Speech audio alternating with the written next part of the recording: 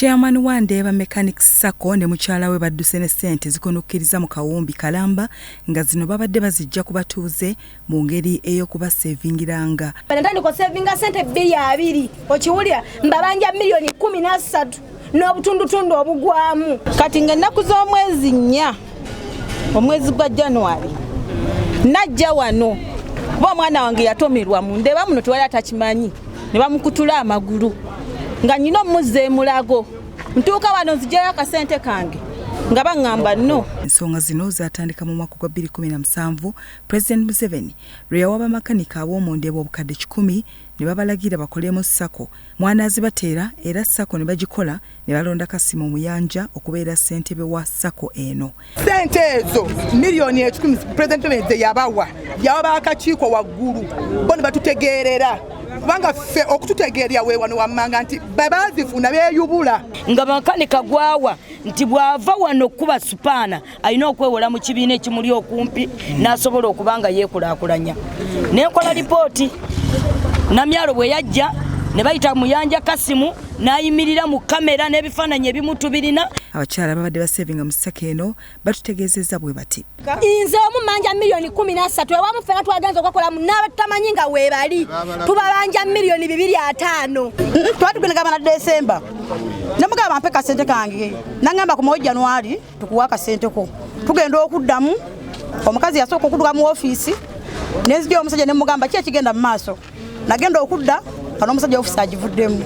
Bano begatiddwako bamakanika nga nabo babadde bagisevingamu era ne batutegeeza nti bo mukyala Kasimu ye yasinga okubasaba bayingire Sacco naye bakomekereza nga bali maziga. Empana gye nyina ku Sacco eno batubba ssente zaffe sawa zino akatabo kange kaliko milioni 1.19 naye ng'olusi tuzisevinga kusuubula byuma birala. Nagenda okudda nensangawo akapaani nga kagamba mulina okomona ku z'omwezi 2 tugenda komona ku z'omwezi 27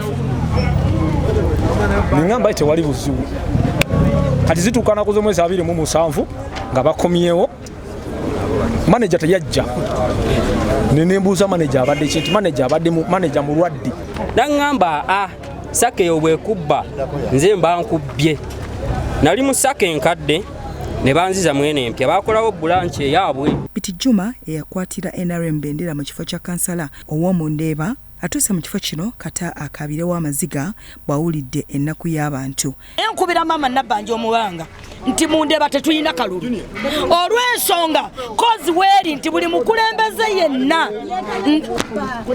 abakulembeze abasinga beetabye mu kubba abantu so n'alisabye mama Nabbanja najja n'ayingira mu Ndeeba ne batulwanirako. Basinzidde wano ne bategeeza nti singa abakulu mu gavumenti tebasitukiramu okubayamba ku Kasimu Muyanja okubaddiza ensimbi zaabwe tebagenda kuddamu kwenyigira mu byakulonda. Zange ne banziba kubanze nyina emikono nsobola okukola niyo omwana yagenda ebweru yanneesiga ne muteeka ssente ze nange nentyo ziteeka mu nnyumba omwange nga nja zikozesa n'ensawo ziteekewa mu kibiina ne kati zonna baatubbye. Nga bagamba mu President Museveni yawa mwami Kasimu Muyanja ne kabineti ye bamuwa milioni 10 ne batandika okufuna emivuyo mu Sacco eyo bigenda otandika okufuna emivuyo nga ffe tulina fixed account emirundi egyo. Mu kiseera kino beetala ku poliisi okwekubira enduulu bafune okuyambibwa era twogeddeko ne Patrick Onyango ayogerera poliisi mu Kampala n'emiriraano n'atunnyonnyola bw'ati. President Museveni taata wakwasa Kasimu milioni 10 ku account n'ositako ne babeerako n'ekifaananyi mulimu ekiri taata ng'okola bwoti bonna baliko ku kakiiko obudde buno bamaze okufunamu ebyobugagga batutte bakasuse wali ekintu lwe mwateegaana. Kasimu yateegera ndi poliisi etandise okumunoonyezako n'atandika okudduka ng'asula mu hoteeri paaka ne tumuzula mu hoteeri emu gy'abadde asulamu ne tugenda ne tumukwata kati leero twamututte mu mbuga z'amateeka. Byachambadde Lawrence, Salt TV, Omunnyo.